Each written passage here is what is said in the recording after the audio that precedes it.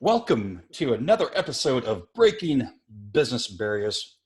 Man, this is episode 69, and we've got a super cool guest. Really looking forward to hearing from this entrepreneur.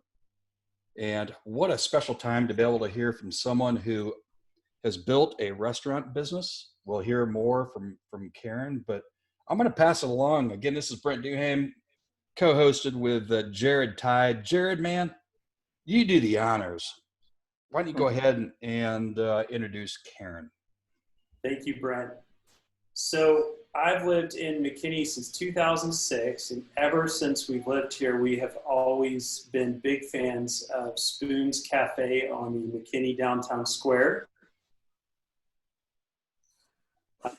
Karen has been running Spoons. You started Spoons, a little before that? 2003. That's awesome. Super cool.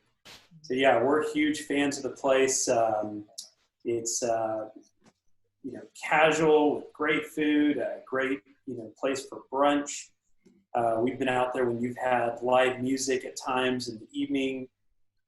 So we see that as just a iconic staple of the McKinney landscape, if you will. So yeah, so whenever you decided to put in the restaurant, Karen, what made you choose McKinney? Well, I was raised in McKinney, and so I had moved back. Of course, I couldn't wait to get out of here when I got out of high school, and I had a career in corporate software. I started at EDS when EDS was down on Forest Lane, when Ross Pro still owned EDS. So after a journey through selling software, traveling around the country, I was ready. I could not believe this, but I was ready to move back to McKinney. And McKinney was right at the verge of kind of changing. When I was raised here, it was around 15,000 people. So when I was moving back, which I guess would have been 2000, I'll have to add that up in my head in a minute. It had started to change. So I moved back to McKinney and I continued in my software business. And then I actually had started a clothing store for a little while. And I guess that's when my entrepreneurship kicked in. Coming out of, the whole time I was in the corporate world and dealing with computers, there was something about it I knew wasn't really my passion. It was just one of those things I fell into. And I learned along the way that, and now of course hindsight is, you can see so clearly that was really preparing me to learn business, which has come in so helpful over the years. And I always think that, like, y'all were talking about some of the younger, maybe adults listen to this. And I think when you're starting out on your journey, a lot of times you're doing jobs or you're doing things and you're like, this just isn't quite what I think I want to be, this isn't it for me. And I have learned over experience, learn everything you can, because it probably won't be your only career. I mean, I've had a few different ones, it seems like. So, but everything I've done, I've learned. So when I moved back to McKinney, one of the things I noticed a few years later was there was no place that anybody was serving breakfast. And that was like in downtown. And that was a huge thing when I was living in Dallas and Atlanta and stuff. We always get together for breakfast on the weekends, a bunch of us friends. And I kept thinking there needs to be a spot here. And long story short, never even worked in a restaurant, had no idea anything about a restaurant. An opportunity came up with very little money. Downtown McKinney was pretty much boarded up. This was before it really came back. And an opportunity came up. I had started doing some catering with a friend because I was doing event planning. I know it's the crazy way I got to the restaurant. And I took over a little bitty restaurant that had gone out of business. So I basically walked in and somebody loaned me, I was broke. I needed a job. Everybody says, why did you open the restaurant? I said, I needed a job. And I had someone loan me $3,000. I went to the city of McKinney and I said, I want to open this little restaurant. but I don't have any money, and I'm not going to put in a grease trap, and I'm not going to have a fire system, and I'm not, all this stuff. And they're like, okay. And I was like, okay. I mean, it was one of those things like, okay. And 30 days later, I opened a restaurant. That's so amazing. Yeah, it's just crazy. And I took the ovens out of my house, because again, I have any money. I took my KitchenAid mixer. I had double convection ovens because I was helping doing some catering for a friend to make some extra money. And I had 2 knives and spoons. And that open spoons. Right. Baby, I call it baby spoons. Since then I've built the restaurant that is currently Spoons. So Baby Spoons is down by Mom and Pop's Popcorn. Okay. There was a kitchen store there recently. Is that right? So that's where Baby Spoons was. I call it Baby Spoons. That's what we refer to, because I still have my first employee. She's been with me, 17 years now. She's my baker. Yeah. Most of my employees, God, when I was doing, I couldn't believe they've been with me 13, 14 years. Most of my kitchen staff. So it's been a crazy journey. And that's basically why I opened Spoons, because everybody was telling me, well, first off, I saw my banker. He said, you lost your mind if you're going to go into the restaurant industry. Everybody's like, don't do it. Nobody's going to go downtown to eat breakfast. It was just all this negative. And there was something inside of me that just, when I had that little rebellious, it's like when somebody says I can't, or no, don't do it. And I'm like, they should have never said that to me. And I did it. And it's been a journey, and never had a business plan. I'm going to prefix this by saying, don't do as I did. If you could go to Harvard and get an MBA, go to Harvard, and get an MBA. So I didn't have a business plan. And I just worked, and I think Brent and I were talking a little bit about what all's going on right now with businesses and what we're experiencing. And I tell people, and this is what I have to keep reminding myself, there are opportunities out there. This like when I opened, downtown McKinney was boarded up. Mm-hmm. So there were opportunities that I was up. Now, if I walked in and told the city, I'm not going to put a grease trap in, and I'm not going to put a sprinkler system in, and I'm not going to, they'd look at me like I'd lost my mind. I mean, they'd be like, okay, bye-bye. Back then, though, there were so many empty buildings, and there was so much, they were willing to work. I think we're going to see that again. I really believe we're going to see that again in different areas of whatever industry we're in. Wow. I believe that. I think that there's going to be some incredible opportunities coming up. Not sure what that's going to look like, guys, but I think they're going to be there for those that are willing to just dig in there. I think during this time, I have worked harder the last 4 months. It reminds me of when I opened my business 17 years ago. Wow. That's kind of where I've been because everything's changing. Wow. I mean, so we're having to do business a little different now.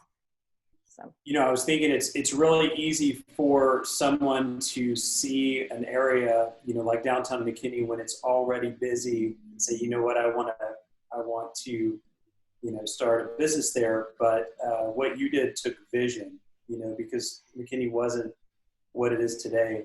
I think of Denton, I grew up in Denton, and right. The Denton Square is just beautiful.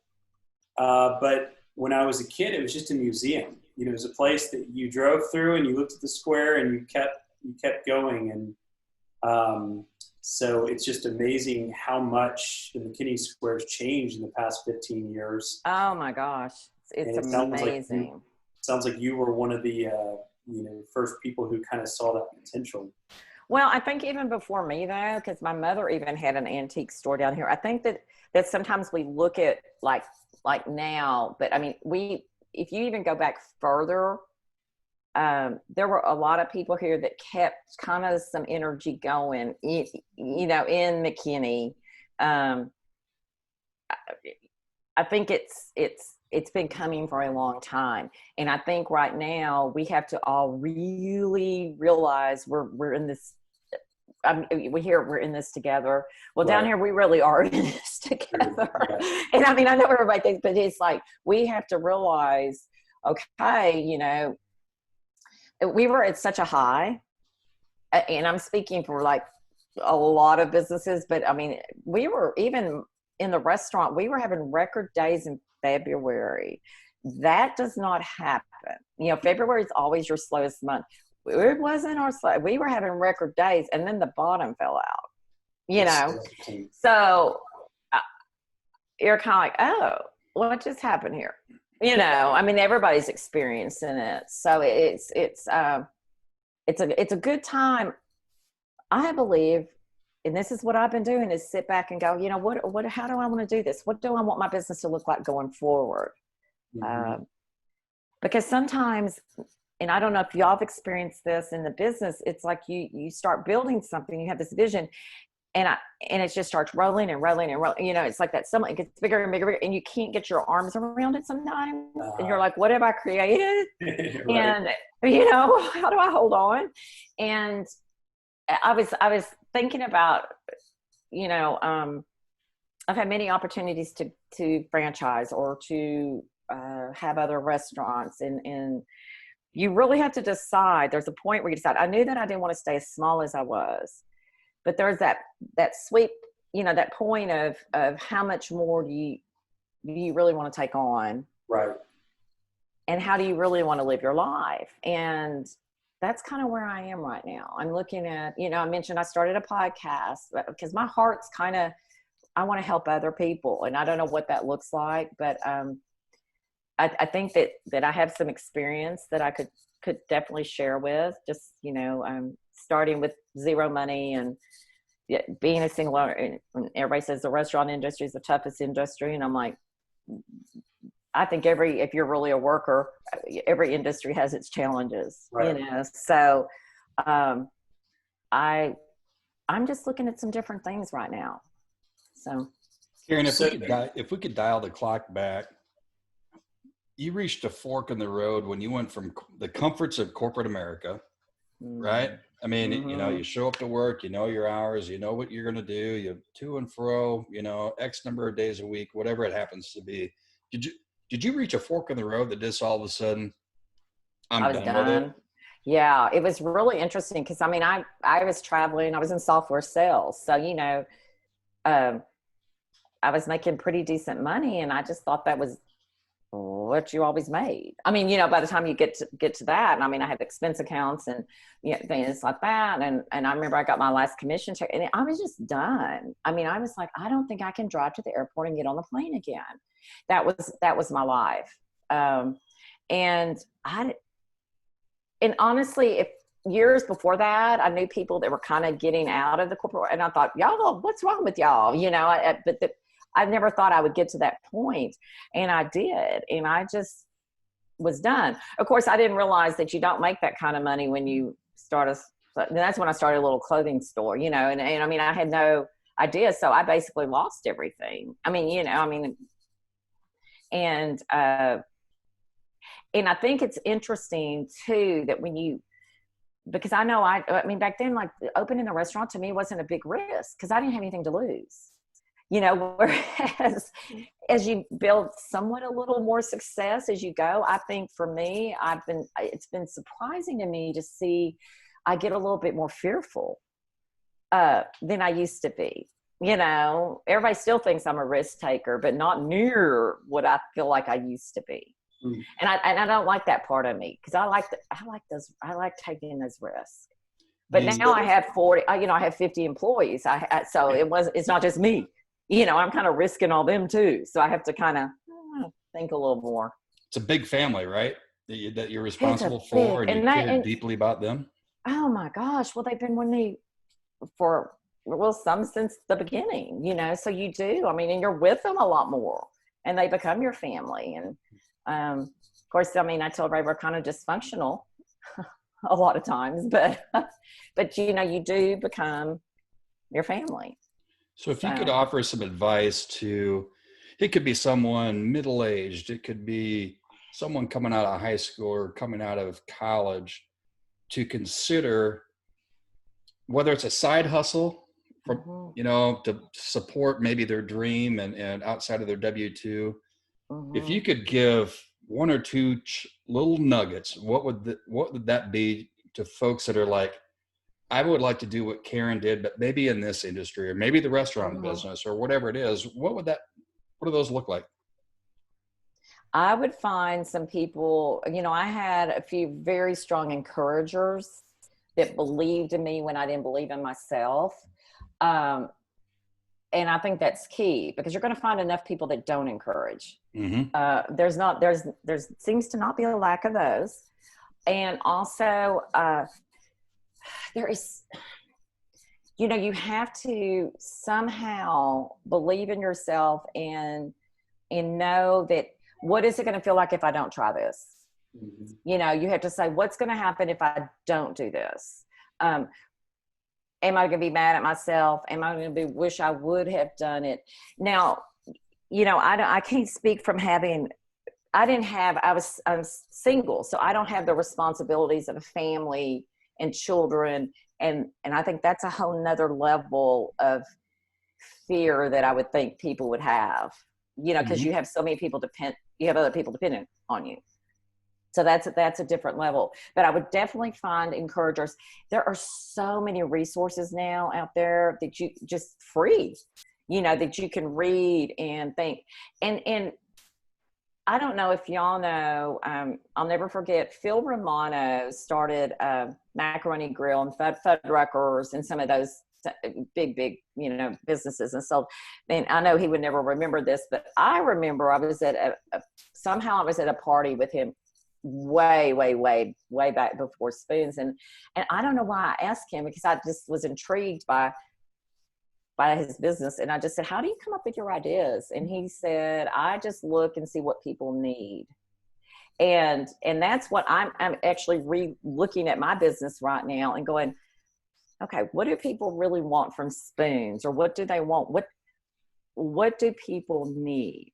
And or what do I need? I mean, that's how I opened Spoons. That's how I just redesigned the garage, because I felt there was a need for that type of little cocktail bar in McKinney, quiet, a little smaller, a little bit more intimate.